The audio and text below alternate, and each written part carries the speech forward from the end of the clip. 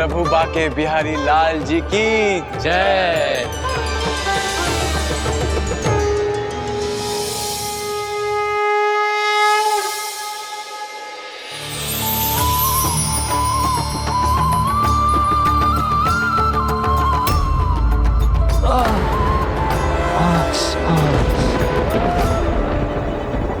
प्रभु, मैं कैसे ऊपर आऊं? चलना ही कठिन हो गया मेरा। लगता है यहीं से मंदिर के दर्शन करके मुझे लौटना होगा प्रभु। नहीं नहीं, प्रभु की कुछ और इच्छा है। जब सभी को प्रभु के दर्शन पाने का सुख मिलेगा तो भला आप कैसे वंचित रह सकते हैं? इसीलिए प्रभु ने मुझे भेजा है। आइए, आप मेरी पीठ पर आइए। नहीं नहीं नहीं, देखिए, संकोच मत कीजिए। आपकी सेवा में ही प्रभु की सेवा है, और प्रभु की सेवा में कैसा संकोच। आइए। प्रभु बाके बिहारी लाल जी की जय। प्रभु बाके बिहारी लाल जी की जय। ओहो, इतनी सेवा तो अवश्य सेवा का कुछ मेवा चाहिए इसे। ब्रह्म शर्मा जी से कोई छिपा प्रयोजन है धनंजय के मन में?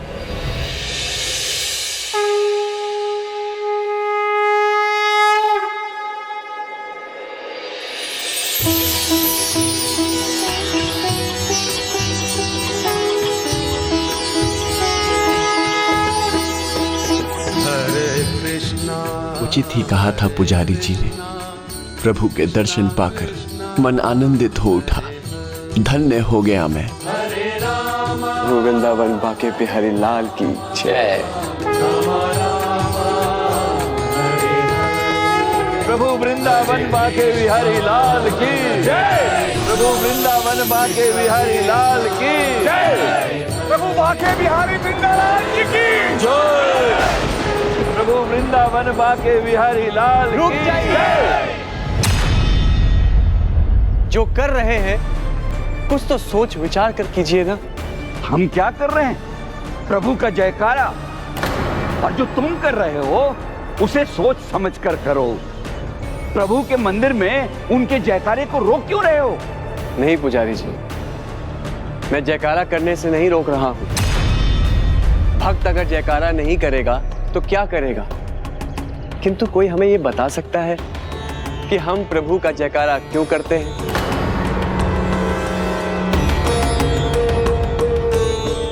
मैं बताता हूं, उन्हें प्रसन्न करने के लिए। जब जयकारा की मधुर आवाज प्रभु के कानों में गूंजती है तो उन्हें सुख प्राप्त होता है। इसीलिए भक्ति भाव से परिपूर्ण जयकारा हम मध्यम स्वर में भी तो कर सकते हैं ना। उचित कहा धनंजय ने। भगवान गोलोक में नहीं, भगवान बैकुंठ में भी नहीं, हमसे दूर नहीं, हमारे सामने है साक्षात। यही सीखा है हमने भक्त धनंजय से।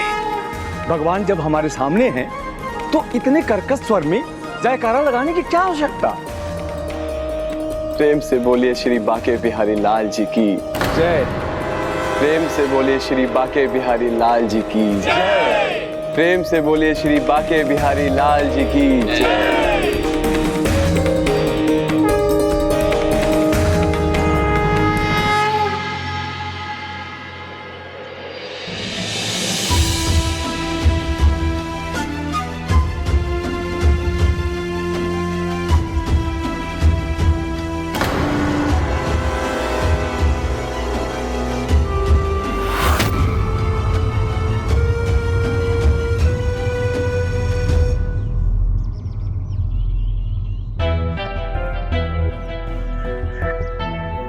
ऐसी भक्ति को भला भगवान कैसे अस्वीकार कर सकते हैं?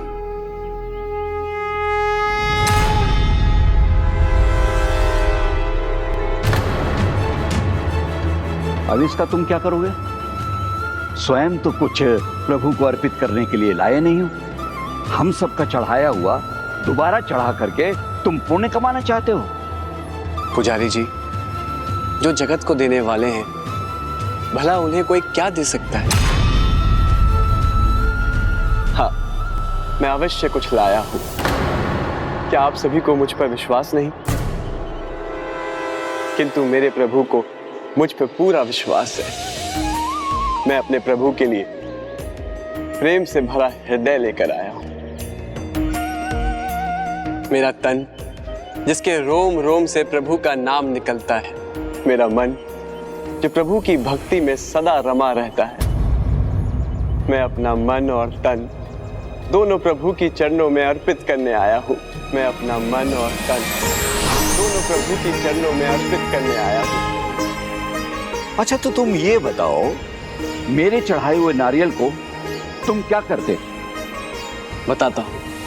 पहले आपको मेरे प्रश्न का उत्तर देना होगा। आप इस नारियल को छिलके के साथ खा सकते हैं क्या?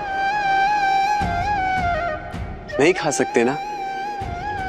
तो आप ही बताइए पुजारी जी, प्रभु कैसे इस नारियल को कठोर छिलके के साथ खा सकते हैं?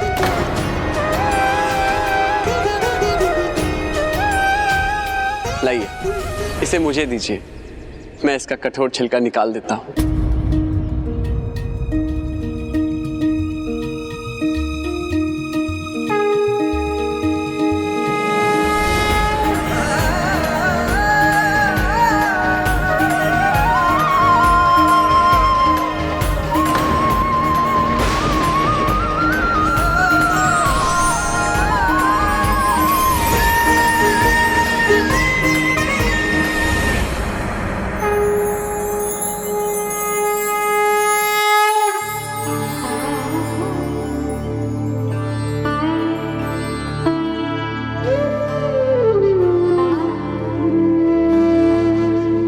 देखा दाऊ, अपने वचनों पर खरा उतरा है ये। अपना तन मन यहाँ तक कि अपनी आत्मा भी मुझ पर समर्पित कर दी उसने।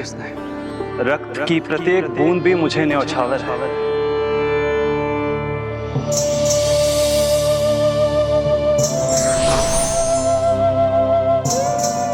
ऋषिवर, यह आवरण लगाने में आप मेरी सहायता करेंगे? किंतु इसकी क्या आवश्यकता है? क्षमा कीजिएगा पुजारी जी, आप तो ज्ञानी हैं। ये तो जानते ही होंगे आप कि 3 क्रिया कभी भी किसी के समक्ष नहीं करनी चाहिए। भोजन क्रिया, शौच क्रिया और प्रेम क्रिया। अभी तो प्रभु के भोजन और विश्राम का समय है, इसीलिए ये आवरण लगाना ही होगा। यह कैसा विचित्र व्यवहार है। नहीं, विचित्र व्यवहार तो हम सब कर रहे हैं पुजारी जी। एक तरफ हम भगवान को मंदिर में स्थापित करके उनकी प्राण प्रतिष्ठा कर देते हैं और उन्हें मूर्ति समझने की भूल कर देते हैं, जबकि सत्य में भगवान वहां विराजमान होते हैं और जिसे भगवान पर विश्वास है उसका इस तरह का व्यवहार करना स्वाभाविक है। आइए ऋषिवर जी।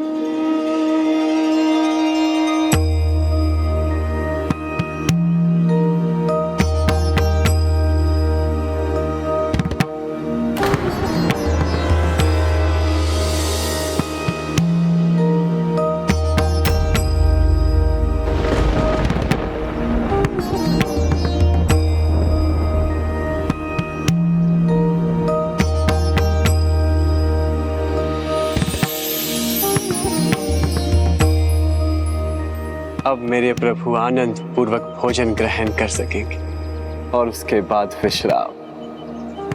प्रभु, आप भोजन का आनंद लेकर विश्राम कीजिए, तब तक मैं आपके लिए मधुर स्वर में भजन गाता हूँ। बेचारे शर्मा जी जैसे भोले भाले लोग ही विश्वास कर सकते हैं इस पर, किंतु इसका ढोंग एक न एक दिन अवश्य ही सभी के सामने उजागर हो जाएगा।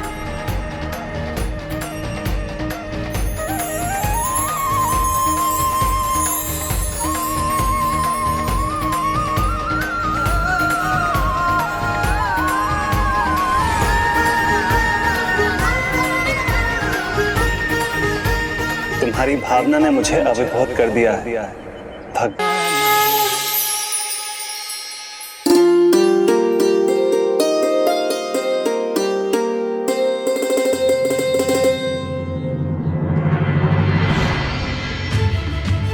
प्रभु, आपके आशीर्वाद और कृपा से मुझे किसी भी बात की कोई कमी नहीं। बस अब एक ही आस है, मेरी पुत्री के लिए योग्य वर मिल जाए। बस एक कृपा और कर दीजिए, मैं सदा आपका आभारी रहूंगा प्रभु। जय हो हरि गोपाल जगन्नाथ जी की जय हो हरि गोपाल जगन्नाथ जी की जय।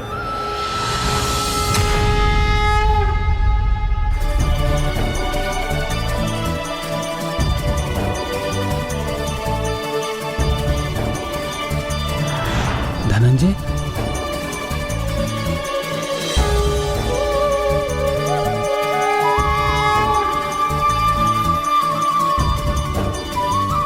पुत्र धनंजय, क्षमा करना, मैं तुम्हें पुत्र तो बुला सकता हूं ना? जी। मुझे तुमसे कुछ अति महत्वपूर्ण कहना है। हाँ हाँ अवश्य, किंतु मध्यम स्वर में। अभी प्रभु के विश्राम का समय है। मुझे पूर्ण विश्वास है तुम्हारा मुझसे मिलना प्रभु की ही लीला है। अपने सरल स्वभाव और प्रभु की भक्ति के कारण तुमने मेरा मन मोह लिया है। आज मैं अगर प्रभु के समक्ष हूं तो प्रभु की लीला के कारण और तुम्हारे। तुमने एक पुत्र का धर्म निभाया है धनंजय। मैं ब्रह्म शर्मा प्रभु बांके बिहारी गोपाल जी को साक्षी मानकर ये वचन देता हूँ कि मैं अपनी पुत्री का विवाह तुमसे ही करूँगा, कि मैं अपनी पुत्री का विवाह तुमसे ही करूँगा।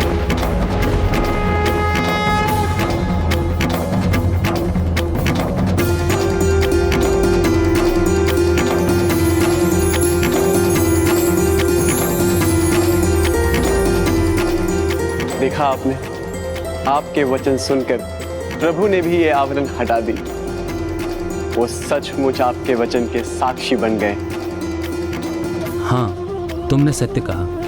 प्रभु को तुम्हारे वचन के साक्षी के रूप में आना नहीं पड़ेगा।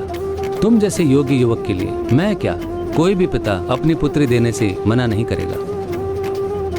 पुत्र धनंजय, मैंने तुम्हें मन से अपना दामाद स्वीकार कर लिया। आ जाओ।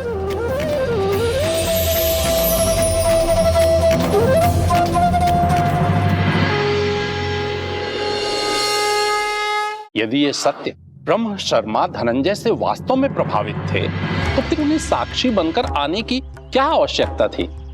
स्वस्थे चित्ते बुद्धयः संभवन्ति। जब चित्त शांत और निर्मल होता है तो वो उचित निर्णय लेता है। जब ब्रह्म शर्मा ने धनंजय को अपना वचन दिया तो वो प्रभु के मंदिर में थे। उनका मन निर्मल और चित्त शांत था, किंतु फिर बाद में सांसारिक माया जाल में उनका मन उलझ गया।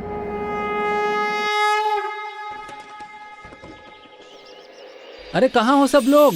मैं प्रभु बांके बिहारी जी के दर्शन करके लौट आया हूँ। सत्य प्रकाश, शारदा, कहाँ हो तुम लोग? पिताजी।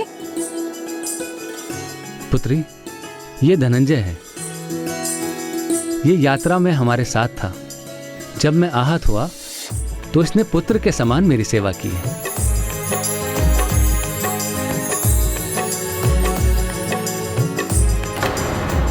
तुम इसकी चिंता मत करो, बस पैर में थोड़ी मोच है, कुछ ही दिनों में ठीक हो जाएगी।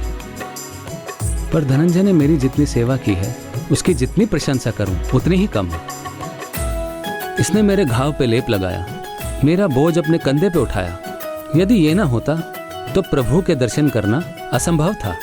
किंतु वास्तव में कुछ और ही हुआ था। प्रभु की भक्ति और आपके पिताजी की सहायता से मैं ये यात्रा कर पाया, नहीं तो मेरे लिए कहाँ ही संभव था। सत्य है, जो भगवान का ध्यान रखते हैं भगवान भी उनका ध्यान रखते हैं।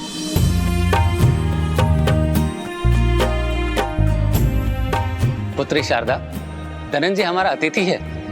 ये हमारे घर आया है, इसके लिए कुछ खान पान के लिए ले आओ।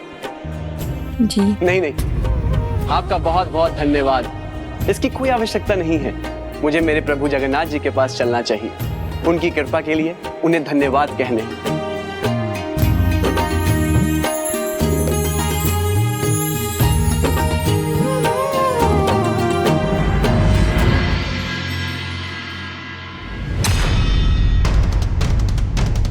जी प्रणाम।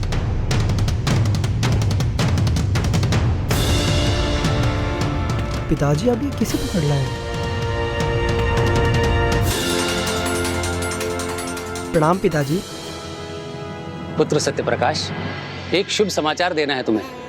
कहाँ है तुम्हारी माँ? क्या वो अब भी अस्वस्थ है? मेरे स्वास्थ्य की चिंता छोड़िए, आपको क्या हुआ है? जब भी कहीं जाते आहत होकर आते हैं। ये तो कुछ भी नहीं है, ये घाव तो कुछ ही दिनों में ठीक हो जाएगा। लेकिन जो विशेष बात मैं बताने आया हूँ वो ये है कि मैंने अपनी पुत्री के लिए एक योग्य वर ढूंढ लिया है। कौन?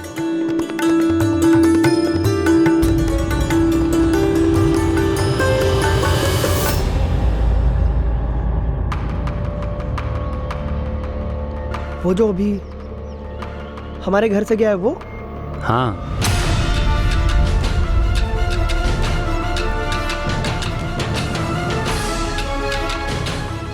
नहीं नहीं, ये नहीं हो सकता। मैं ये नहीं होने दे सकता पिताजी। क्यों? क्या दोष है उसमें? संस्कारी है, निष्ठावान है और उसने पूरी यात्रा में मेरी सेवा की है। सेवा करने वाला सेवा की होता है पिताजी, दामाद नहीं बन सकता।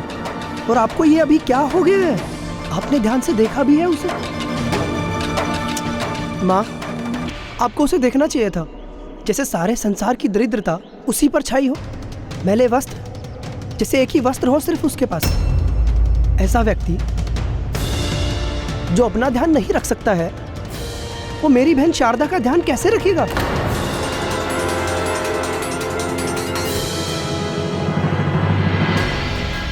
और पिताजी, आपका तो सपना है ना कि आप अपनी इकलौती पुत्री का विवाह किसी बड़े घराने में करेंगे, जहां वो यहाँ से अधिक सुखी रहे। आप उस बेघर के साथ अपनी पुत्री का विवाह करने का सपना देख रहे हैं। क्या वो 2 समय का भोजन भी दे पाएगा अपनी शारदा को? जी, सेवा से बड़ा कोई धर्म नहीं होता और प्रभु भक्तों की सेवा प्रभु की सच्ची सेवा है। क्यों? प्रभु भक्त है वो, सरल हृदय है उसका, प्रभु के प्रति अति निष्ठावान है वो। और जो प्रभु के साथ रहते हैं, प्रभु उनका साथ कभी नहीं छोड़ते। आप किस युग की बात कर रहे हैं पिताजी?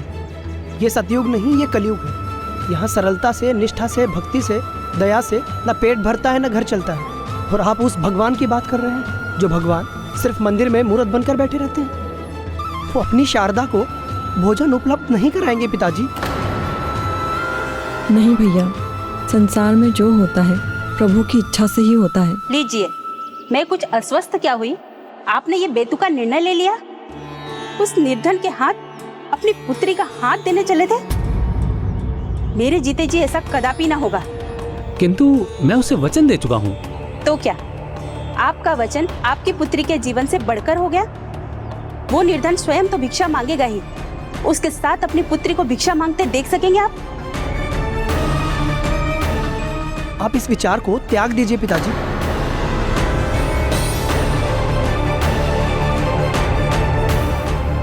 किंतु मैं फिर उसे क्या कहूंगा? मैंने प्रभु के मंदिर में बांके बिहारी गोपाल जी को साक्षी मानकर उसे वचन दिया था। तो क्या हो गया पिताजी? आप उसे स्पष्ट मना कर दीजिए। उस निर्धन के लिए श्री गोपाल जी वृंदावन से चलकर यहाँ आएंगे, उसका साक्षी बनने। श्री गोपाल जी वृंदावन से चलकर यहाँ आएंगे, उसका साक्षी बनने। फिर क्या हुआ? क्या सच में ब्रह्म शर्मा अपने वचन से मुकर गए? हाँ, उनके पुत्र और उनकी पत्नी ने उनका ऐसा बुद्धि परिवर्तन किया कि उनका चित्त भी बदल गया, अटक गया मोह माया में। और इसीलिए अगले दिन जब धनंजय उनसे मिलने आया तो उन्होंने उनके लिए अपने द्वार तक नहीं खोले। ब्रह्म शर्मा जी, ब्रह्म शर्मा जी, मैं धनंजय हूँ। मैं आपके पाँव के लिए बहुत अच्छी औषधि लेकर आया हूँ। द्वार खोलिए ब्रह्म शर्मा जी।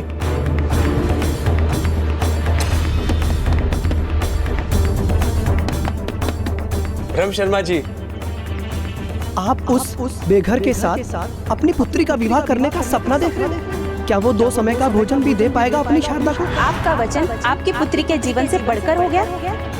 वो निर्धन स्वयं तो भिक्षा मांगेगा ही, उसके साथ अपनी पुत्री को भिक्षा मांगते देख सकेंगे आप?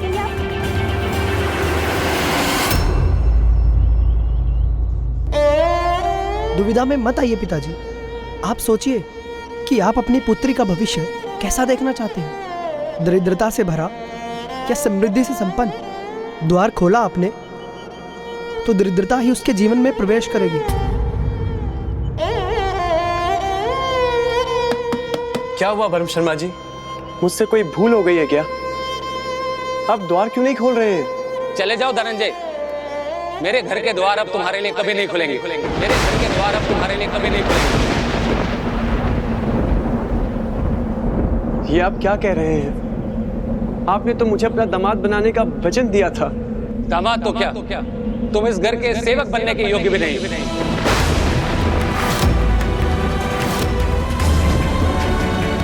स्मरण कीजिए, आपने प्रभु श्री बाके बिहारी लाल जी को साक्षी मानकर मुझे वचन दिया था। आप उसे स्पष्ट मना कर दीजिए। आप सोचिए कि आप अपनी पुत्री का भविष्य कैसा देखना चाहते हैं। जो वचन उनकी उपस्थिति में दिया गया हो उसे भंग करना उनका अपमान है।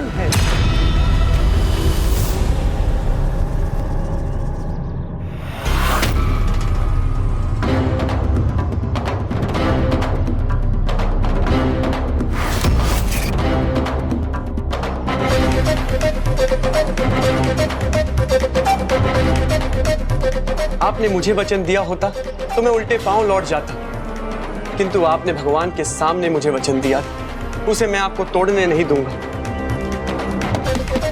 ब्रह्म शर्मा जी, ब्रह्म शर्मा जी, ब्रह्म शर्मा जी, ब्रह्म शर्मा जी, ब्रह्म शर्मा जी।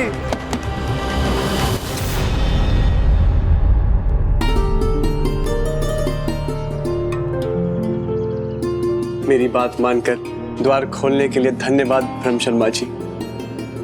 स्वागत के लिए नहीं, ये द्वार इसलिए खोले हैं ताकि मैं तुम्हें ये बता सकूं कि यहां कभी मत आना।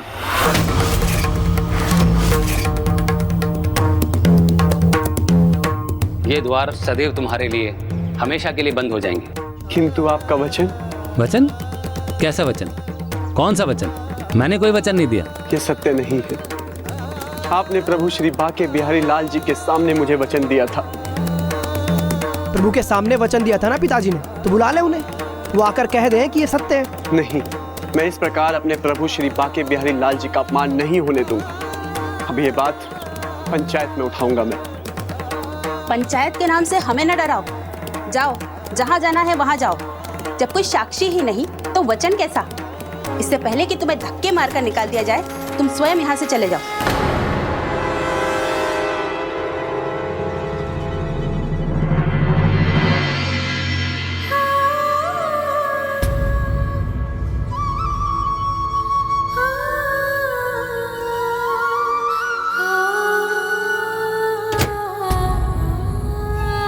सत्य है, जो भगवान का ध्यान रखते हैं, भगवान भी उनका ध्यान रखते हैं। अब जो करेंगे मेरे प्रभु ही करेंगे। ब्रह्म शर्मा जी, मैं ये लेप छोड़कर जा रहा हूं, इसे आप अपने पांव पर लगा लीजिएगा, इससे आपका घाव शीघ्र ही भर जाएगा। धन से धनी नहीं, किंतु आचरण और चरित्र के कितने धनी हैं ये। मेरे पिताजी ने इनका इतना तिरस्कार किया, फिर भी इन्होंने पिताजी की चिंता नहीं छोड़ी। किंतु मेरा परिवार इन्हें और इनके गुणों को पहचानने में असमर्थ क्यों है? मुझे क्षमा कीजिए, कल आपको पंचायत के सामने प्रस्तुत होने का कष्ट करना होगा।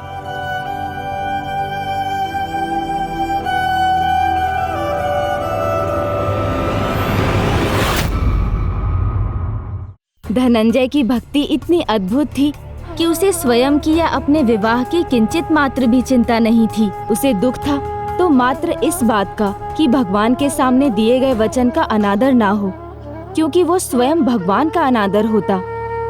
तो क्या बात पंचायत तक पहुंची? हाँ, सरपंच जी, इसकी बातें मनगढ़ंत हैं। इसके मन की कहानी है ये। न मैंने कभी ऐसा कोई वचन दिया है और न कभी मैं दे सकता हूं। मुझे तो पहले से ही संदेह था कि इसके मन में कोई खोट है।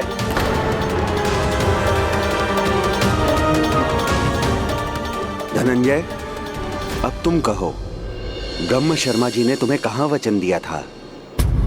वृंदावन मंदिर में सरपंच जी। उस समय कोई और भी था वहाँ? हाँ, हमारे साथ जाने वाले सभी तीर्थ यात्री और हमारा मार्गदर्शन करने वाले ऋषिवर जी भी थे। उन्हें यहाँ प्रस्तुत कर सकते हो तुम्हारा साक्ष्य देने के लिए? प्रभु को तुम्हारे इस वचन के साक्षी के रूप में आना नहीं पड़ेगा। चुप क्यों हो? कहो, किसी को बुला सकते हो। सरपंच जी, उस समय सभी सो रहे थे। देखा सरपंच जी आपने, पकड़ा गया ना इसका झूठ। सब सो रहे थे, अर्थात इसका साक्षी बनने के लिए वहां कोई था ही नहीं।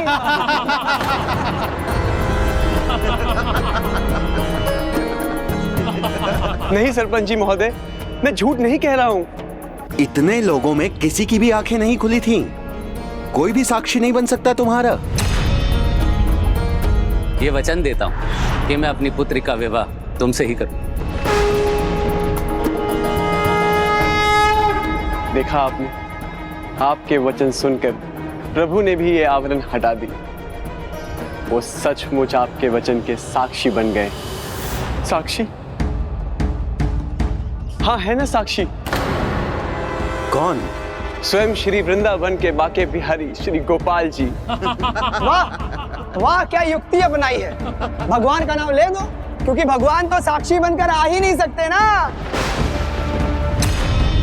भगवान के नाम पे झूठ बोल रहा है। हाँ, ऐसे दुष्ट को तो यहाँ से बाहर निकाल देना चाहिए। नहीं, बाहर निकाल देना चाहिए। हाँ, ऐसे दुष्ट को तो बाहर निकाल देना चाहिए। बाहर निकाल देना चाहिए।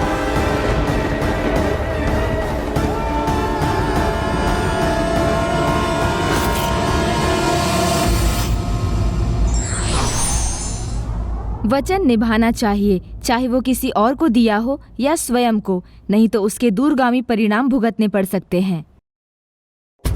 वाह वाह, क्या युक्ति अपनाई है। भगवान का नाम ले दो, क्योंकि भगवान तो साक्षी बनकर आ ही नहीं सकते ना। भगवान के नाम पे झूठ बोल रहा है। हाँ, ऐसे दुष्ट को तो यहाँ से बाहर निकाल देना चाहिए। हाँ, बाहर निकाल देना चाहिए। अपने स्वार्थ के लिए भगवान और उनके नाम का प्रयोग करने में इसे लज्जा भी नहीं आई। मैंने कहा था ना कि एक दिन इसका सत्य उजागर होकर ही रहेगा। देखो, सब देखो, दूसरों की पूजा में हस्तक्षेप कर पहले सबको मिथ्या झूठा ज्ञान दिया, और अब इसे झूठ बोलने में तनिक भी संकोच नहीं हुआ। इसे तो मंदिर में प्रवेश करने से रोक देना चाहिए। प्रभु श्री जगन्नाथ जी की मंदिर की ध्वजा प्रतीक है इस बात का, जब भगवान के सच्चे भक्त के विरुद्ध सारा संसार हो जाए तो भगवान स्वयं उसका साथ देते हैं। तो कहो ना उनसे, वो आ जाए यहाँ तुम्हारा साथ देने, बन जाए तुम्हारे साक्षी। तुम ही कहते हो ना, भगवान के मंदिर में मूर्त नहीं है, साक्षात भगवान विराजमान है। तो बुलाओ उन्हें, इसी बहाने हम भी उनके दर्शन ले लेंगे। यदि आप सभी की यही इच्छा है तो मैं अपने प्रभु वृंदावन बाके बिहारी गोपाल जी को बुलाऊंगा। वो अवश्य आएंगे मेरा साक्षी बनने के लिए। तो मैं अपने प्रभु वृंदावन बाके बिहारी गोपाल जी को बुलाऊंगा। वो अवश्य आएंगे मेरा साक्षी बनने के लिए।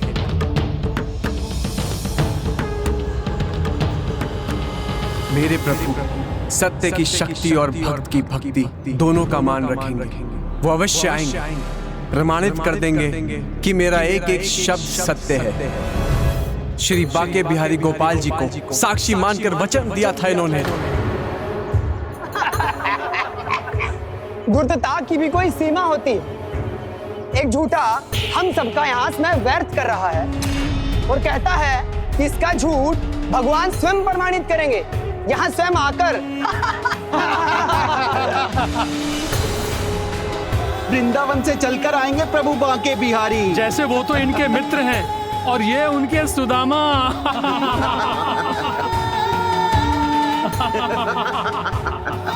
क्या करूं, कैसे रोकूं मैं ये सब।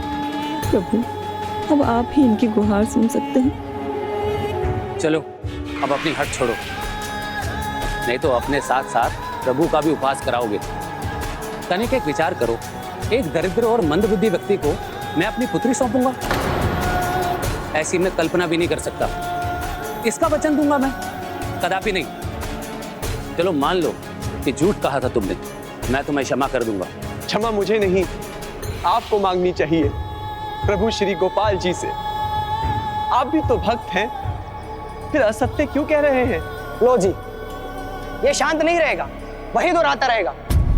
जैसे भगवान श्री गोपाल जी इसके लिए ही बैठे हैं, ये जाएगा वो इसके पीछे पीछे चले आएंगे। कोई किसी को धोखा दे तो धोखा खाने वाले को सभी मूर्ख मान लेते हैं, किंतु ऐसा नहीं है। उसने तो केवल एक ही भूल की, किसी पे अत्यधिक विश्वास करके, किंतु उसका विश्वास तोड़कर उसे धोखा देने वाले ने जो भूल की वो क्षमा के योग्य नहीं है। स्मरण रखिएगा आप सभी, समय की चक्की धीमी अवश्य चलती है, किंतु पीसती बहुत ही महीन है। सत्य और झूठ का भेद स्पष्ट कर देती है। वो होगा, अवश्य होगा। फिर आप चाहे मेरा जितना भी अपमान कर लीजिए, किंतु मैं प्रभु का अपमान नहीं सहूंगा। मैंने कहा भक्त का अपमान भगवान का अपमान, और भक्त का उपवास उसके प्रभु का भी उपवास।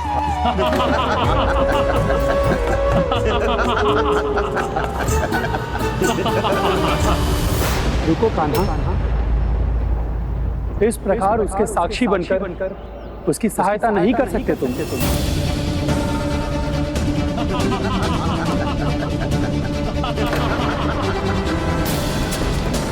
ये धनंजय की भक्ति की तुम पर उसके विश्वास की परीक्षा है। जहां सभी लोग उसका अपमान कर रहे हैं, उसका उपहास बना रहे हैं, तब भी क्या वो तुम्हारे प्रति निष्ठावान बना रहेगा? अभी भी तुम्हारे होने पर उसका ऐसा ही विश्वास बना रहेगा कान्हा?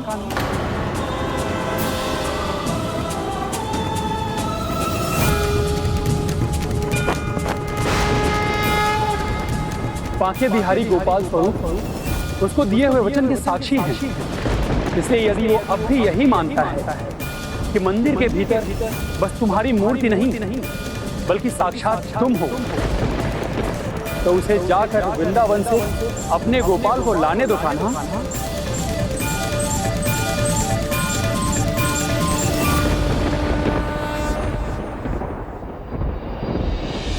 क्योंकि ऐसी परिस्थितियों में ही भक्त या तो बनता है या टूटता है।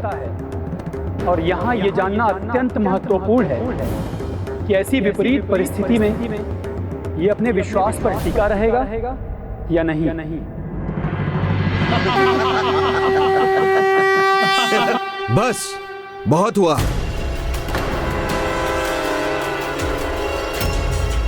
सरपंच जी, अब तो विश्वास हो गया होगा ना आपको कि ये झूठा है, धूर्त है। मैं सरपंच हूं, सबकी सुनना मेरा कर्तव्य है। इसका विश्वास भले ही काल्पनिक लगता हो, किंतु जो भी है उसे प्रमाणित करने के लिए एक अवसर तो देना ही होगा ना इसे। धनंजय, मैं तुम्हें 2 माह का समय देता हूं। जाओ, ले आओ अपने गोपाल जी को। यदि उनके चरण भी यहां इस क्षेत्र में पड़ गए तो मैं मान लूंगा कि तुमने जो कहा वो सत्य था। और तब ब्रह्म शर्मा जी को पूर्ण सम्मान के साथ तुम्हें अपना दामाद बनाना होगा।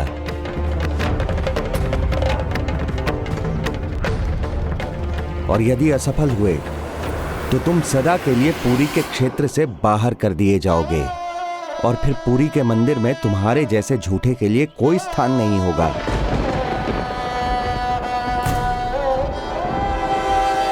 बस अब 2 माह की बात है, फिर पिताजी के वचन की चर्चा करने वाला ही कोई यहाँ नहीं रहेगा।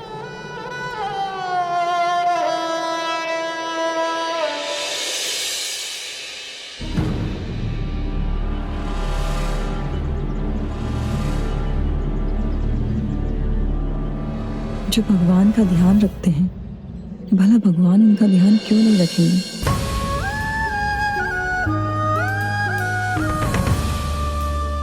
ये कैसा न्याय है गजानन? झूठ बोल रहे थे ब्रह्म शर्मा और सभी झूठा मान रहे थे धनंजय को। झूठ को नहीं प्रमाणित करने की आवश्यकता तो सत्य को होती है पुष्पदंत जी। इसलिए झूठ का प्रचलन अधिक सरल होता है और सत्य को संघर्ष करना पड़ता है। यही कलयुग की रीति है। किंतु ये भी सत्य है कि सत्य के अनुयायी को हराना कठिन है। सत्यम कश्चाति वर्तते। सत्य विचलित हो सकता है किंतु पराजित नहीं। फिर चाहे झूठ का आकार कितना भी बड़ा हो, सत्य के सामने झूठ छोटा पड़ ही जाता है, क्योंकि सत्य के साथ स्वयं भगवान है।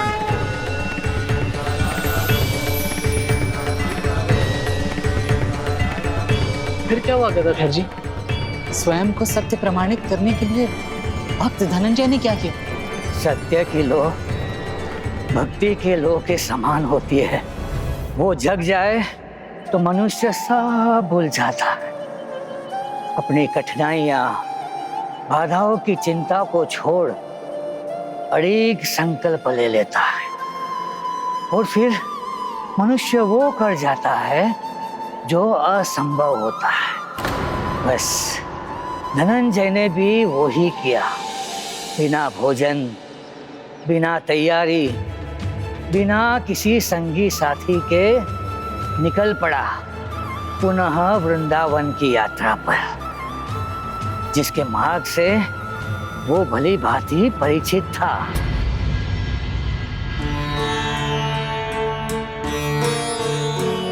पुत्र, कहाँ हो तुम? कहाँ हो? क्या हुआ पिताजी? आप इतने चिंतित क्यों हैं? वृंदावन गया है वो। धनंजय को पुजारी जी ने और कुछ अन्य लोगों ने वृंदावन जाते देखा है। सत्य के पुजारी को पुजारी जी ने सत्य की साधना के लिए जाते देख लिया तो इसमें भला कैसी चिंता? उसे जाने दीजिए ना पिताजी, आप भी व्यर्थ चिंता कर रहे हैं। किंतु पुत्र, आप विश्राम कर लीजिए। आइए। पिताजी, जो स्वयं को प्रमाणित नहीं कर पाते वो मुख छिपाकर कहीं दूर निकल जाते हैं, और इसने भी तो वैसा ही किया ना। आप देख लेना, अब उसके दर्शन कभी नहीं होंगे। और वो वृंदावन गया भी है तो बिना भोजन और पानी के इतनी लंबी और कठिन यात्रा कैसे तय करेगा? या तो मार्ग में ही भटक जाएगा या भूखा प्यासा अपने प्राण त्याग देगा।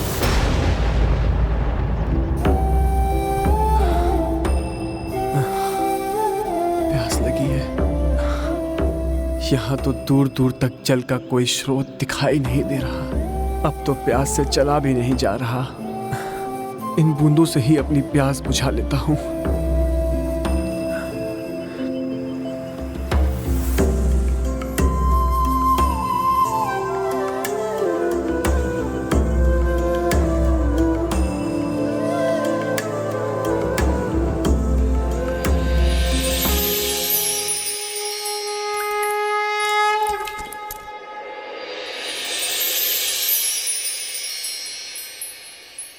उसका विचार कर, आप चिंता मत कीजिए पिताजी। और यदि चिंता करनी ही है तो अपनी पुत्री के लिए योग्य वर की चिंता कीजिए। अब इसका विवाह शीघ्र ही हो जाना चाहिए।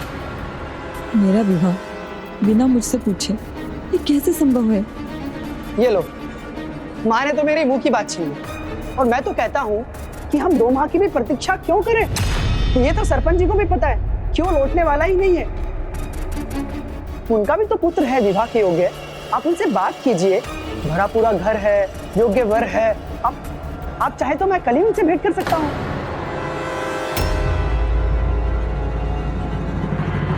यही ठीक है। नहीं पिताजी,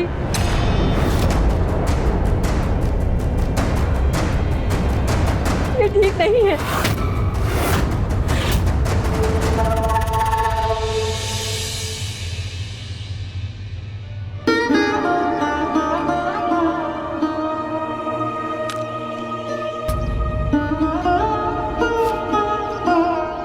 ये फल तो कड़वा है, कोई बात नहीं, मैं बिना खाए ही आगे बढ़ जाऊंगा।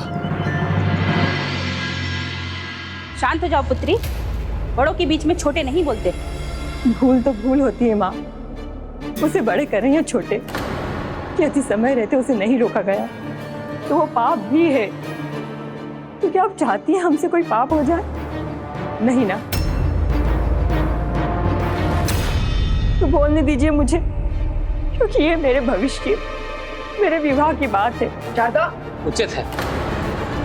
कहो पुत्री, क्या कहना चाहती हो? पिताजी, आपने उन्हें मंदिर में देखा था ना, जहाँ किसी को भी प्रभु जगन्नाथ की चिंता नहीं थी। तब उन्होंने ही भगवान की विश्राम के बारे में सोचा।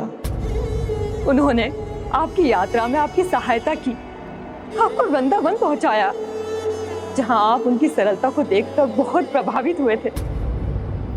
फिर भी आपने अपना वचन नहीं निभाया। तो क्या करते पिताजी? उस दरिद्र के साथ तुम्हारा विवाह कर देते, जिसका न कोई ठौर है न कोई ठिकाना।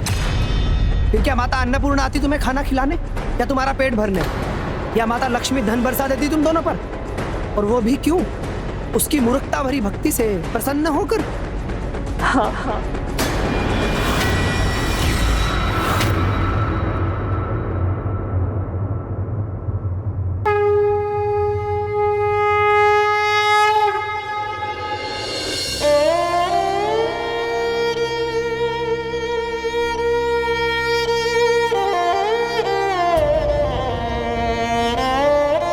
ये फल पका हुआ लग रहा है, इसे उठाकर खा लेता हूँ, कम से कम भूख तो मिटेगी।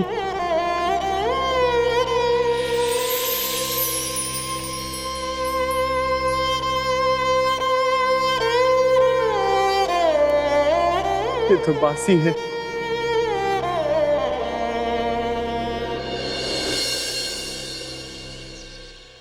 मूर्खता तो हम करते हैं भैया, जो भगवान में ही भेद कर लेते हैं। उन्हें और उनकी कृपा को एक नहीं समझते। क्योंकि भक्त भगवान के एक स्वरूप की भक्ति करता है तो उनके सभी स्वरूपों में से उनकी कृपा को साध लेता है। इसलिए आप उचित कह रहे हैं भैया। स्वयं माता अन्नपूर्णा और माता विमला देवी कभी भी अपने सच्चे भक्तों को भूखा नहीं रहने देंगी। स्वयं माता अन्नपूर्णा और माता विमला देवी कभी भी अपने सच्चे भक्तों को भूखा नहीं रहने देंगी।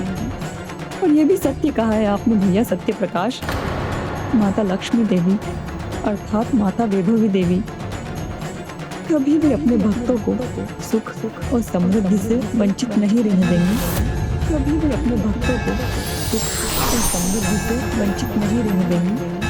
स्वयं माता अन्नपूर्णा और माता विमला देवी कभी भी अपने सच्चे भक्तों को भूखा नहीं रहने देती। कभी भी अपने सच्चे भक्तों को भूखा नहीं रहने देती।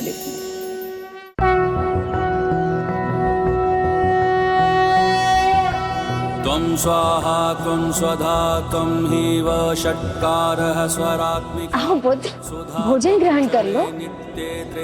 ईश्वर के प्रसाद को ना नहीं कहते। अर्धमात्रा स्थिता नित्यायानुच्चार्या विशेषतः त्वमेव संध्या सावित्री त्वं देवी जननी परा त्वयैतत् धार्यते विश्वं त्वयैतत् सृज्यते जगत्। ये ऐसा भक्त जिन पे सभी प्रभु और माताओं की दया दृष्टि हो, उसे अधिक समय तक कोई कठिनाई सहनी नहीं पड़ती। कलयुग है जी, घोर कलयुग है। मान गया मैं। उस झूठे ने पहले पिताजी को प्रभावित करके उनसे वचन ले लिया और अब अपने झूठ के जाल में तुम्हें भी फंसा लिया।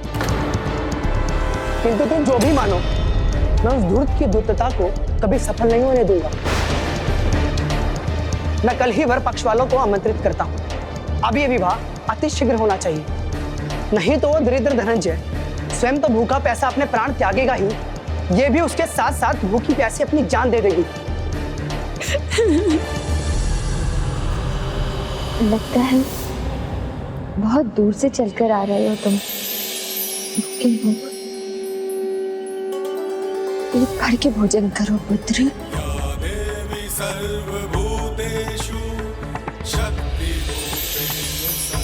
माता, ये आप मुझे दे दीजिए।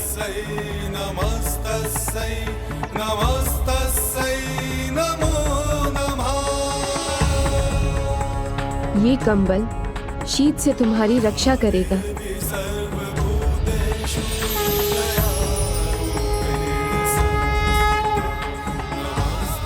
अद्भुत। स्वयं माताओं ने आकर भक्त धनंजय का ध्यान रखा। उचित ही तो कहा था शारदा ने।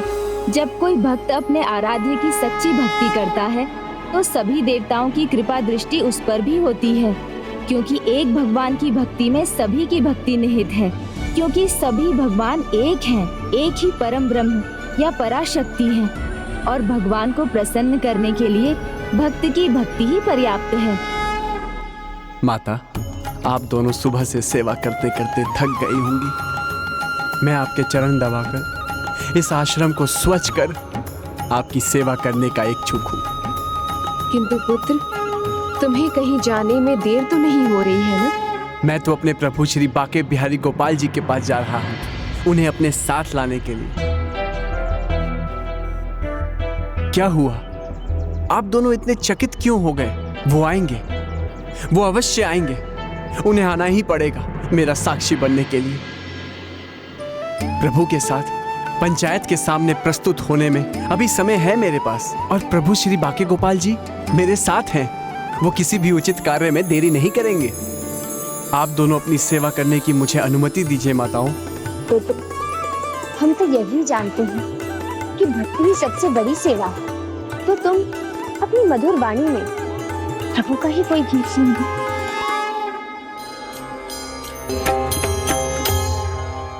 तुम्हारे भजन और तुम्हारी भक्ति से हम दोनों अत्यंत प्रसन्न हैं भक्त धनंजय। उचित समय आने पर सेवा का फल अवश्य मिलता है पुत्र, और तुम्हें भी मिलेगा। किंतु अब तुम्हें अपने प्रयोजन को पूर्ण करने के लिए जाना चाहिए। किंतु माते, अभी तो 2 माह में कुछ ही समय बीता है, अभी समय है मेरे पास। अब इसे कैसे बताएं? इसे जो करना है शीघ्र करना है। जो सत्य और अच्छाई के मार्ग पर चलते हैं, उन्हें उनके लक्ष्य तक पहुंचने में विलंब नहीं करना चाहिए। माता का सुझाव पुत्र के लिए आदेश होता है। आप मुझे आशीर्वाद दीजिए कि मुझे सफलता मिले।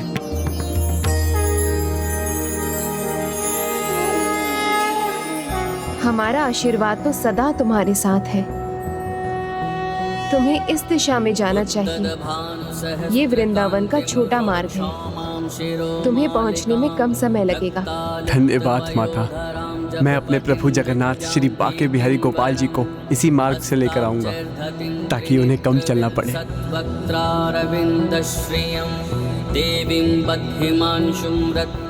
प्रणाम माताओं।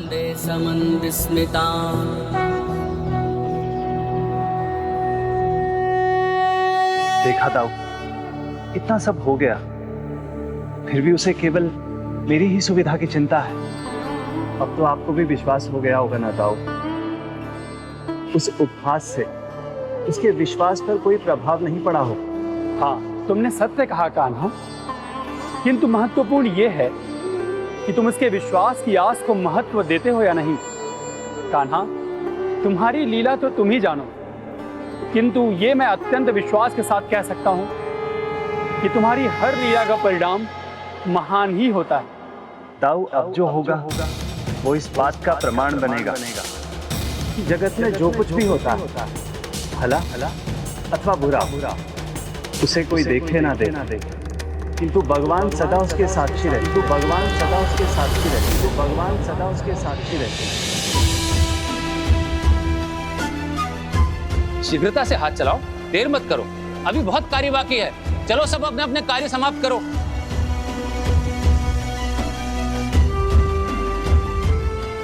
चलो चलो शीघ्रता से, मेरी बहन के विवाह में कोई कमी नहीं रहनी चाहिए।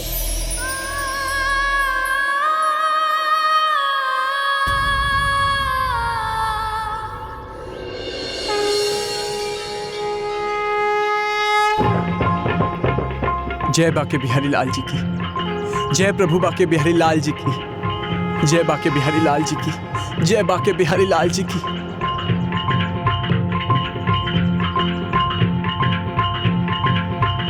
हरे कृष्णा कृष्णा कृष्णा हरे। प्रणाम प्रभु बाके बिहारी लाल जी।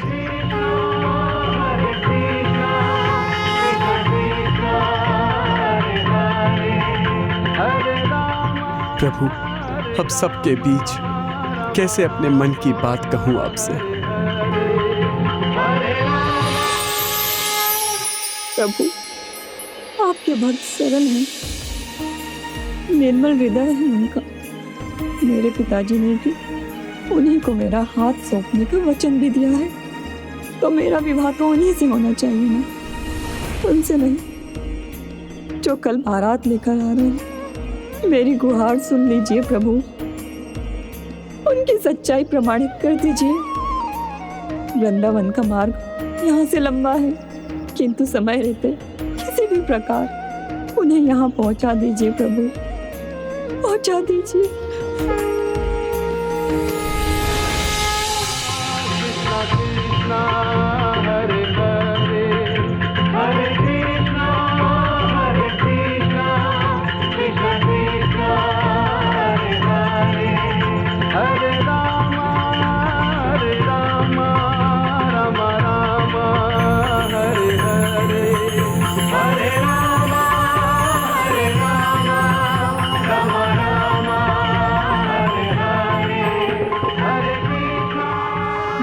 भगवान दोनों एक दूसरे में खोए हुए हैं। ये भी भूल गए कि समय बहुत कम है।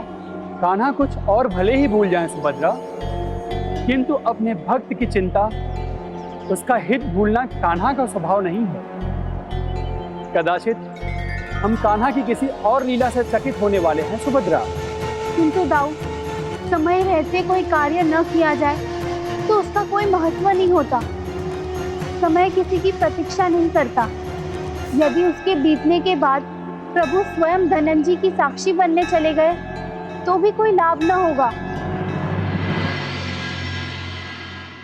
प्रभु वृंदावन बाके बिहारी लाल की जय। हे प्रभु, हे गोपाला, आप तो सर्वज्ञाता हैं।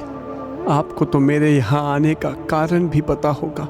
प्रभु, आप मुझे सुन तो पा रहे हैं ना?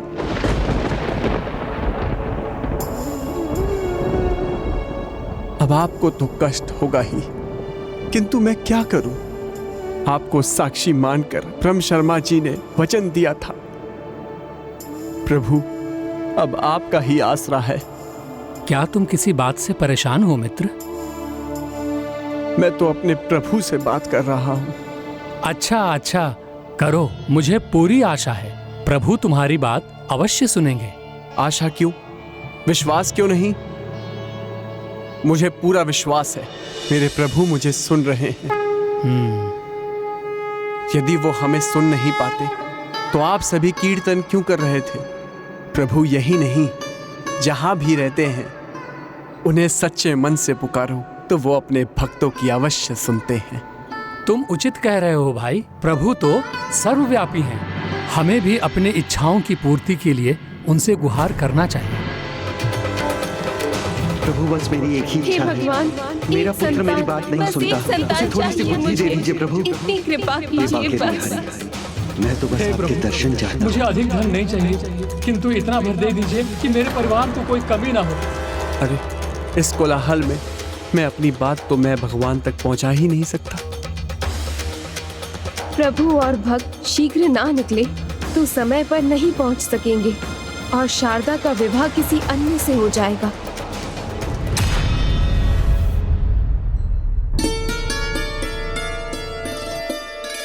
सुनिए सभी,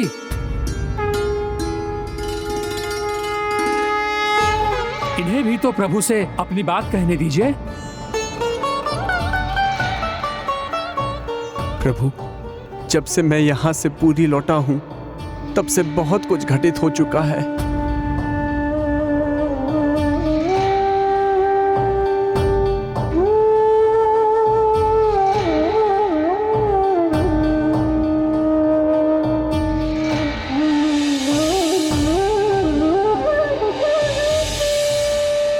और जब मैंने उनसे कहा कि आप स्वयं इस बात के साक्षी हैं तो उन सब ने मेरा उपहास किया। मुझे उनके इस ज्ञान पर दया आती है, किंतु मैं कैसे समझाता कि प्रभु तो पूरे जगत में होने वाली प्रत्येक घटना के स्वयं साक्षी हैं। आप चलिए मेरे साथ। अब आप ऐसे खड़े नहीं रह सकते प्रभु, आपको मेरा साक्षी बनकर मेरे साथ चलना ही होगा। अब मैं ही कहता रहूंगा क्या? प्रभु आप भी तो कुछ कहिए, बताइए मुझे आप मेरे साथ चलेंगे या नहीं? बताइए मुझे आप मेरे साथ चलेंगे या नहीं? प्रभु आपसे तो कुछ भी छिपा नहीं है और आप अभी भी शांत खड़े हैं। कुछ तो कहिए, बताइए मुझे कि आप मेरे साथ चलेंगे या नहीं?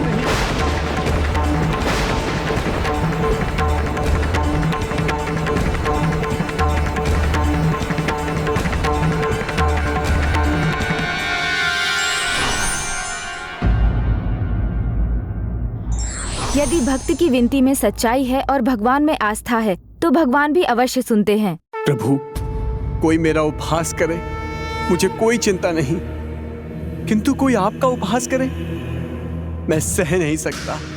इसीलिए अब शीघ्र चलिए आप मेरे साथ, इसीलिए अब शीघ्र चलिए आप मेरे साथ।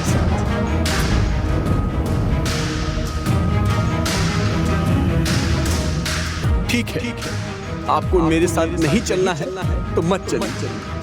मेरे साथ वहां जो स्थिति होगी मैं सब सह लूंगा। मेरे साथ जब मेरे प्रभु का उपहास होगा तो मैं नहीं सह सकूंगा। मेरे साथ जब मेरे प्रभु का उपहास होगा तो मैं नहीं सह सकूंगा।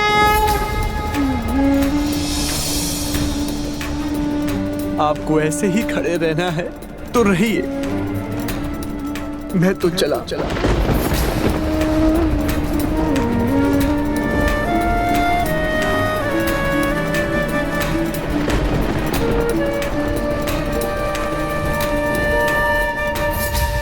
तो तुम सच में जा रहे हो? तो तुम सच में जा रहे हो? तो तुम सच में जा रहे हो?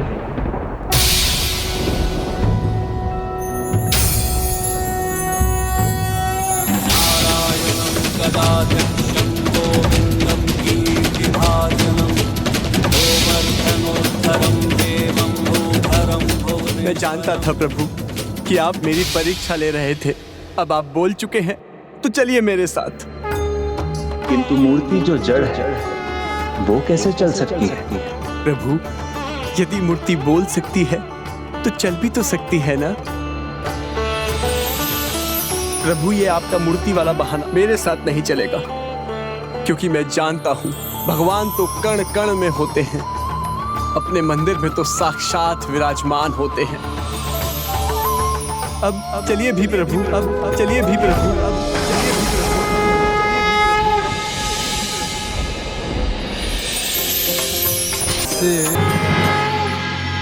एक टक देखते ही रहोगे या चलोगे भी? यही विश्वास तुम्हें मेरे और निकट लाता है।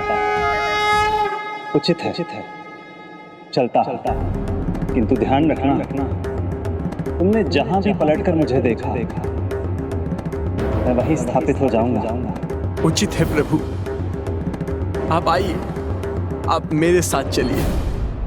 मैं आपको छोटे मार्ग से ले जाऊंगा ताकि आपको चलने में कष्ट ना हो।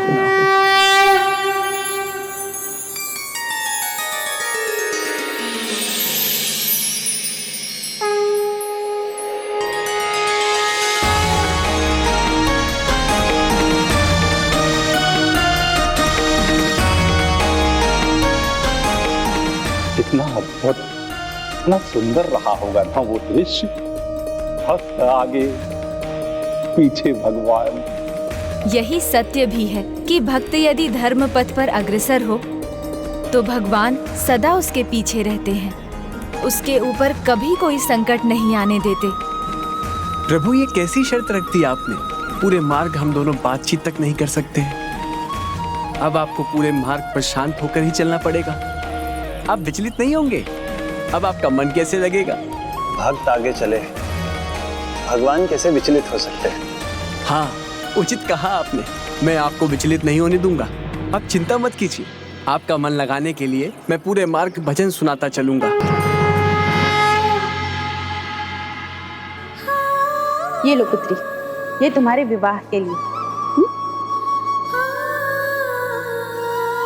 के निकट है मेरा गांव, यहीं समीप में ही है, किंतु इसे तो अकेले ही लौटना पड़ा।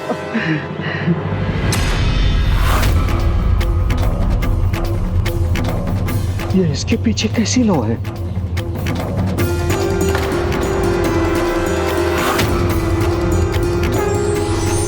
ये पदचिन्ह कैसे है?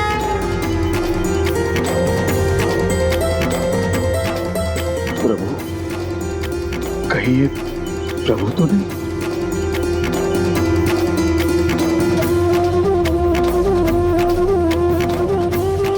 हे भगवान, मुझे ब्रह्म शर्मा जी को जाकर बताना चाहिए। अब देखना प्रभु, आपके साक्षी बनने से जो सभी मुझ पर हंस रहे थे, अब वो आपकी भक्ति में खो जाएंगे। लगता है प्रभु आप चलते चलते थक गए हैं। अब आपने शर्त ही ऐसी रख दी, नहीं तो पीछे मुड़कर मैं आपके चरण दबा देता। प्रभु, आपको नहीं लगता कि आपकी शर्त आप पे ही भारी पड़ गई है? किंतु आप चिंता मत कीजिए, आप मेरे गांव सत्यतावाड़ी के निकट पहुंच चुके हैं। वहां मैं आपकी बहुत सेवा करूंगा। आप मुझे उसका अवसर प्रदान कीजिए। मुझे शीघ्रता करनी चाहिए, ब्रह्म शर्मा जी को जाकर बताना चाहिए।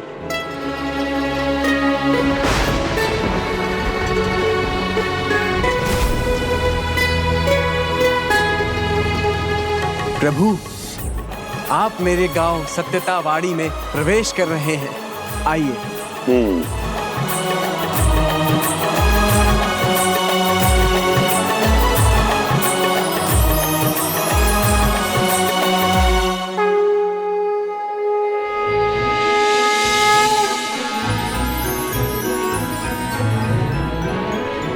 प्रभु, अंततः आपने मेरी गुहार सुन ही ली।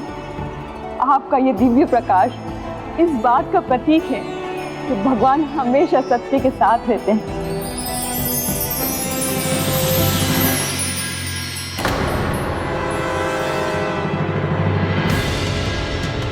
अरे आइए आइए पंडित जी, उचित समय पे आए हैं, बारात आने ही वाली है। आ गया है। चलिए चलिए चलिए। आ गया है वो।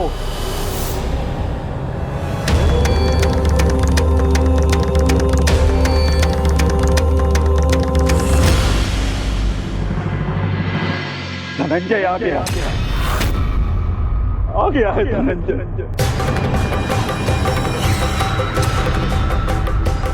और आश्चर्य की बात यह है कि वो अकेले नहीं लौटा, स्वयं प्रभु बांके बिहारी गोपाल जी ने उसके साथ।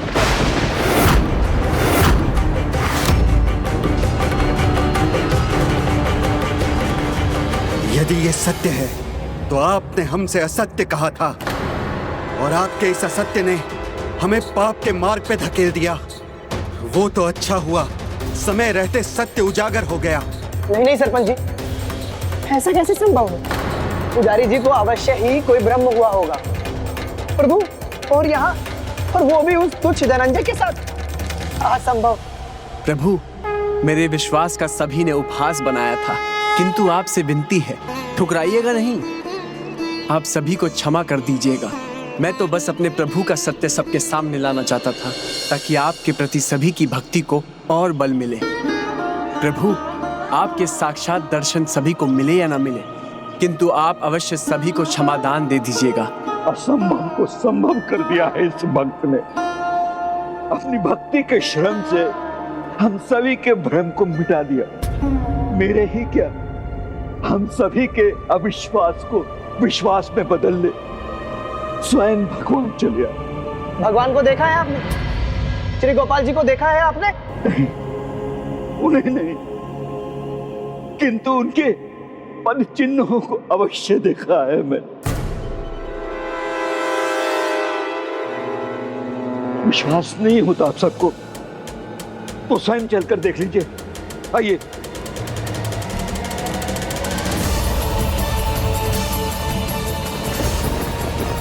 कोई अन्य आप पर विश्वास करे ना करे, किंतु मुझे पूर्ण विश्वास है आप प्रभु गोपाल जी के साथ ही लौटे हैं।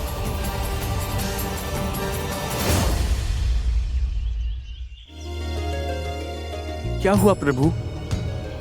आप सुन तो रहे हैं ना? प्रभु, अब तो आप हाँ भी नहीं कह रहे हैं। क्या हुआ? न प्रभु कुछ कह रहे हैं, न उनके आभूषणों की ध्वनि सुनाई दे रही है। ये कैसी लीला है प्रभु की? किंतु वो भक्त धनंजय के प्रश्नों का उत्तर क्यों नहीं दे रहे? यही भक्त धनंजय की परीक्षा है सुभद्रा। यदि उसे अपने प्रभु पर विश्वास है, इस बात पर विश्वास है कि प्रभु उसके पीछे ही हैं, तो वो पीछे मुड़कर कभी नहीं देखेगा। प्रभु, मुझे पता है आप अपने भक्तों की परीक्षा लेते हैं। यदि आप मेरे साथ भी यही कर रहे हैं तो मुझ पर विश्वास रखिए कि मुझे आप पर अडिग विश्वास है कि आप इस तरह मुझे मार्ग में छोड़कर कदापि नहीं जाएंगे। और प्रभु, हम तो अभी ही मेरे गांव पहुंच चुके हैं। अभी शीघ्र ही आपके दर्शन पाने के लिए सभी एकत्रित होंगे।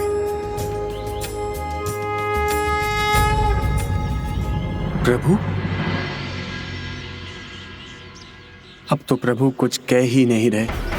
इतना सा भी स्वर नहीं आ रहा उनसे। कहीं थक कर वो रुक तो नहीं गए और मैं अपने ही धुन में आगे बढ़ता चला गया।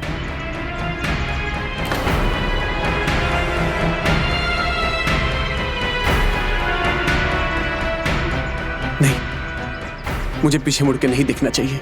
नहीं नहीं,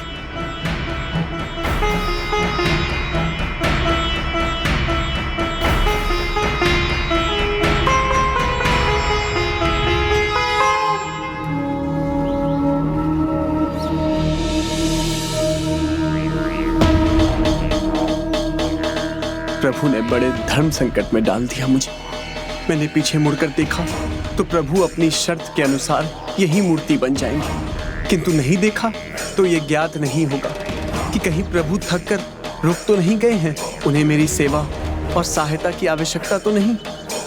नहीं नहीं, मैं स्वार्थी नहीं हो सकता। मेरी आवश्यकता से प्रभु की आवश्यकता कई बड़ी है। जो भक्त प्रभु सेवा से चूक जाए तो भला वो कैसा भक्त।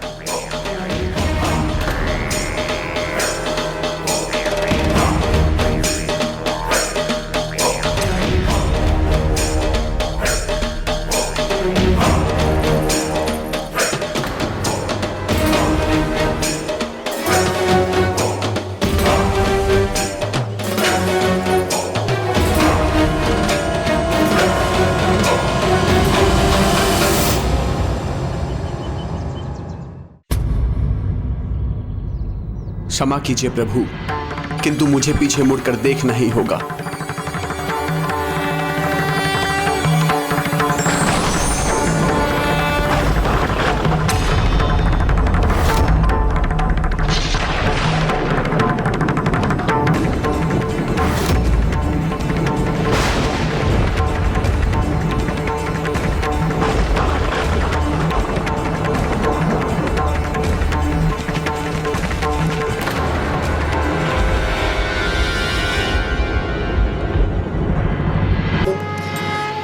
मुझसे भूल हुई, मैंने तुम्हें धोखा दिया। तुमने कहा था कि तुम प्रभु को साक्षी बनाकर लाओगे। यदि आप सभी की यही इच्छा है तो मैं अपने प्रभु वृंदावन बाके बिहारी गोपाल जी को बुलाऊंगा। वो अवश्य आएंगे मेरा साक्षी बनने के लिए। और तुम ले आए, सच्चा प्रमाणित कर दिया प्रभु ने तुम्हें। भगवान के मंदिर में मूर्त नहीं है, साक्षात भगवान विराजमान है। तो बुलाओ उन्हें, इसी बहाने हम भी उनके दर्शन ले लेंगे। मुझे भी क्षमा कर दो भक्त शिरोमणि धनंजय। जैसे भगवान श्री गोपाल जी इसके लिए ही बैठे हैं, ये जाएगा तो वो इसके पीछे पीछे चले आएंगे। मुझे भी क्षमा कर दो धनंजय। तुम पर अविश्वास कर तुम्हारा उपहास किया। क्षमा कर दो, क्षमा कर दो धनंजय, हमें क्षमा कर दो, हमें भी क्षमा कर दो, क्षमा कर दो।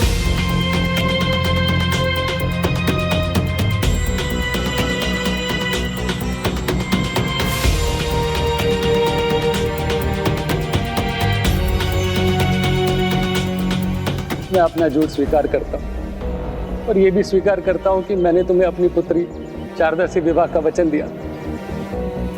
भगवान में श्रद्धा रखने वाला कितना बड़ा अधर्मी हूं मैं झूठा, मेरी श्रद्धा झूठी। किंतु अब ऐसा नहीं होगा। प्रभु के सामने दिए गए वचन को मैं श्रद्धा से पूर्ण करूंगा। मैं अपनी पुत्री शारदा का विवाह तुमसे ही करूंगा।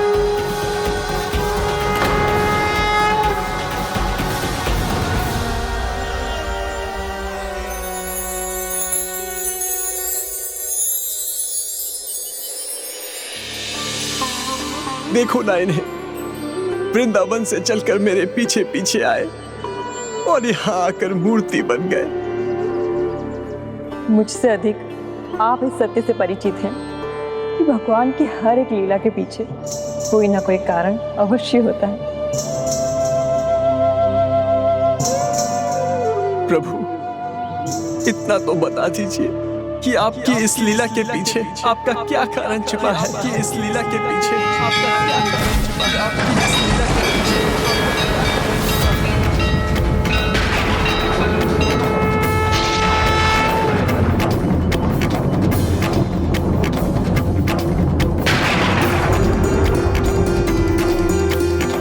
भक्त धनंजय, तुम्हारे पीछे मुड़ने का कारण अविश्वास नहीं, सेवा का भाव था, जिससे मैं अत्यंत प्रभावित था।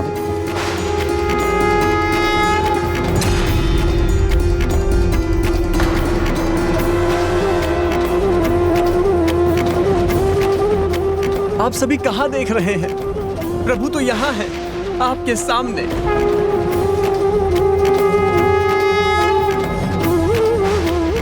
मैं यहाँ आया तो था ब्रह्म शर्मा के वचन का साक्षी बनकर, किंतु तुम्हारी निश्चल भक्ति, श्रद्धा और विश्वास ने मुझे यहाँ सदैव के लिए मुझे भक्ति का साक्षी बना दिया। युगांत तक मैं यहीं स्थित रहूंगा और आज के बाद मुझे मेरे इस रूप में साक्षी गोपाल के नाम से जाना जाएगा। साक्षी गोपाल के नाम से जाना जाएगा। साक्षी गोपाल के नाम से जाना जाएगा।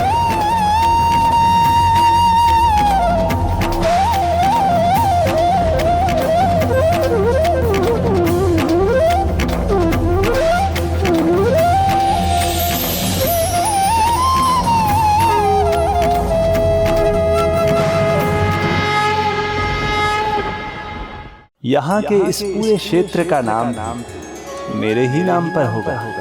यहाँ एक भव्य मंदिर की स्थापना होगी, जो इस बात का प्रतीक होगा कि संसार में प्रतिपल जो भी घटित होता है, भगवान सदा उनके साक्षी होते हैं। इसीलिए कुछ भी बुरा करने, किसी के साथ धोखा करना, किसी को चोट पहुंचाना, यहाँ तक कि किसी का उपहास करने से पहले भी मनुष्य को विचार कर लेना चाहिए, क्योंकि मेरी दृष्टि से कुछ नहीं छुपा। मेरे किसी भी भक्त को कष्ट पहुंचाने का अर्थ मुझे कष्ट पहुंचाना होता है, और यहाँ साक्षी गोपाल मंदिर इसका साक्षी रहेगा। मेरे इस मंदिर के प्रथम पुजारी धनंजय तुम और तुम्हारी पत्नी शारदा होगी।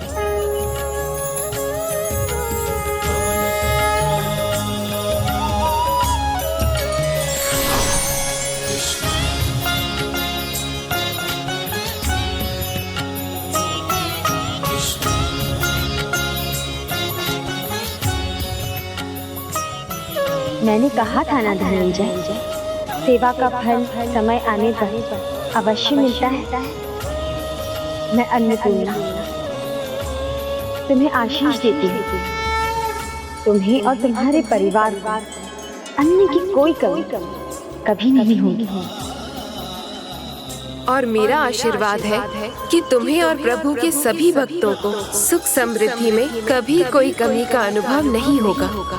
और इसके साक्षी भी प्रभु साक्षी गोपाल बनेंगे।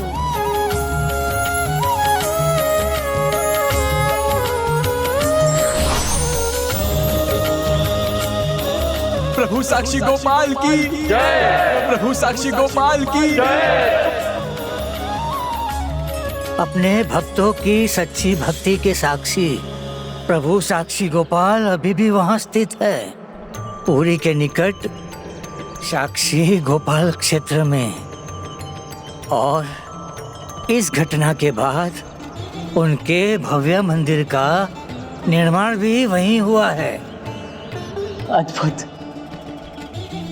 अपने भक्त के लिए प्रभु साक्षी बनकर आए और आज तक वही विराजमान है। और इसीलिए प्रभु जगन्नाथ जी के दर्शन तब तक पूर्ण नहीं माने जाते जब तक सत्यवादी गोपीनाथ प्रभु साक्षी गोपाल के दर्शन नहीं किए जाते।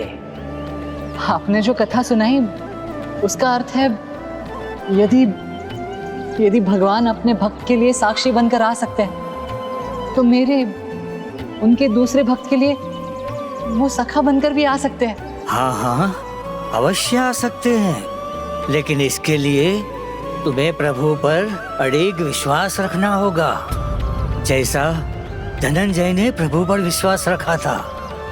तो क्या मेरे विश्वास में कोई कमी है? संभव है, क्योंकि अभी तुम्हारे मन में प्रभु आएंगे कि नहीं आएंगे उसकी शंका है, लेकिन धनंजय को इस बात पर लेस मात्र संदेह नहीं था।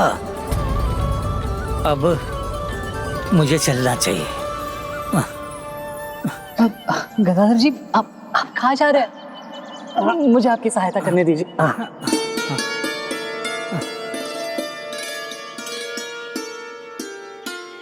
किंतु गदाधर जी, अभी तो हम मंदिर में ही हैं। ये तो प्रभु जगन्नाथ जी का मंदिर है। मुझे उस मंदिर जाना है जहाँ का मैं पुजारी हूँ। तो प्रभु का ये कौन सा मंदिर है?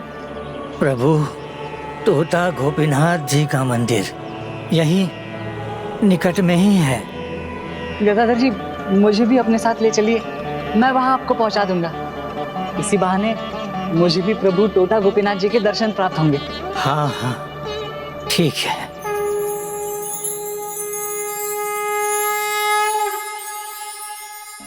ऐसा प्रतीत होता है जैसे टोटा गोपीनाथ मंदिर भी अत्यंत विशेष स्थान है प्रभु का। हाँ पुष्पदंत जी, अभी तक भक्त माधव दास ने प्रभु की लीलाओं के बारे में सुना भर था, किंतु अब वो उनकी लीला को अपनी आँखों से देखकर उसका अनुभव करने वाला था। कैसी लीला गजानन?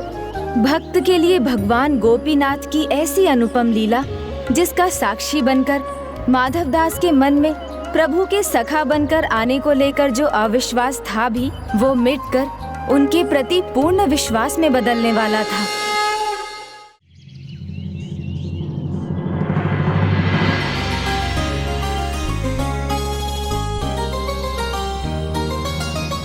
कितना सम्मान है पुजारी जी का यहाँ।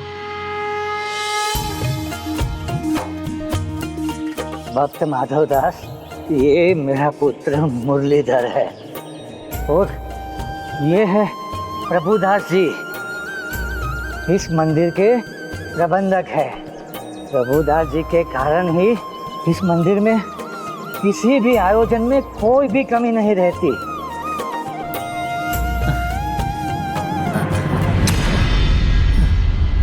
पुजारी जी। प्रभुदास जी, मैं जानता हूँ आपके मन में क्या है, किंतु उन्हें कहिएगा नहीं।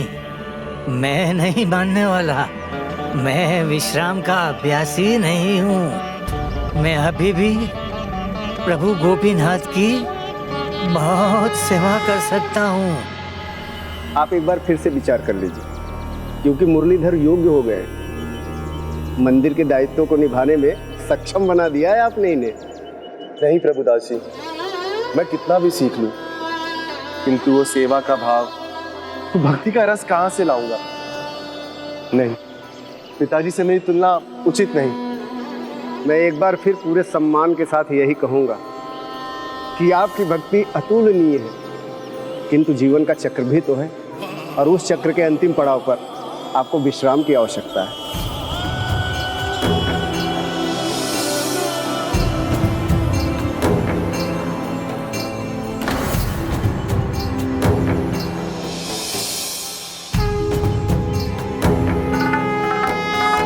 प्रभुदास जी, प्रभु तोता गोपीनाथ अपनी सेवा की प्रेरणा देते हैं, तब तक भला मैं कैसे रुक सकता हूँ?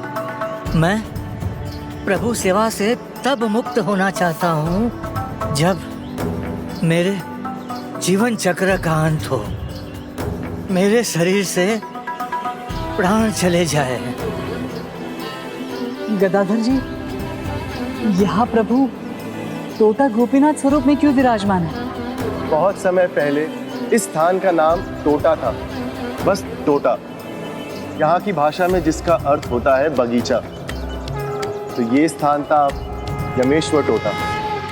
पिताजी गदाधर महाराज यहाँ प्रतिदिन दोपहर में आकर श्रीमद् भागवत का पाठ करते थे। धीरे धीरे ये माना जाने लगा कि पिताजी द्वारा भक्त ध्रुव और भक्त प्रहलाद की कथाओं का पाठ सुनने स्वयं प्रभु आते हैं। माता राधा रानी वीणा वादन करती है और देवी ललिता सखी बंसी वादन से इस पाठ में शाम रस घोल देती है। फिर एक दिन जब प्रभु 100 बार श्रीमद् भागवत की भक्त कथाओं का पाठ कर चुके थे, सभी को यहाँ प्रभु के होने का आभास हुआ और वहां उपस्थित अन्य ज्ञानी पुरुषों के कारण प्रभु वहां प्रकट हुए।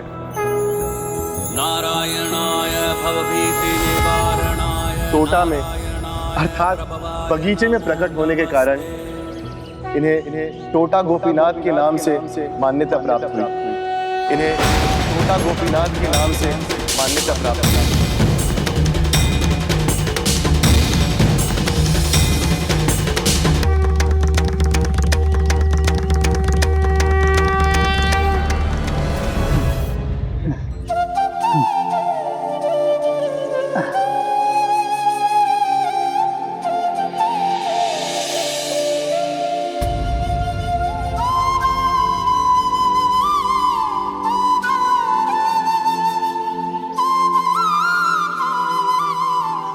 प्रभु, विधि पूर्वक आपकी पूजा करना अब मेरे लिए कठिन हो गया है, परंतु मैं अपने जीवन के शेष दिन आपकी सेवा करते हुए बिताना चाहता हूँ। कृपया मुझे इससे वंचित मत कीजिए प्रभु, अन्यथा मेरे जीने का कोई आधार ही शेष नहीं रहेगा प्रभु।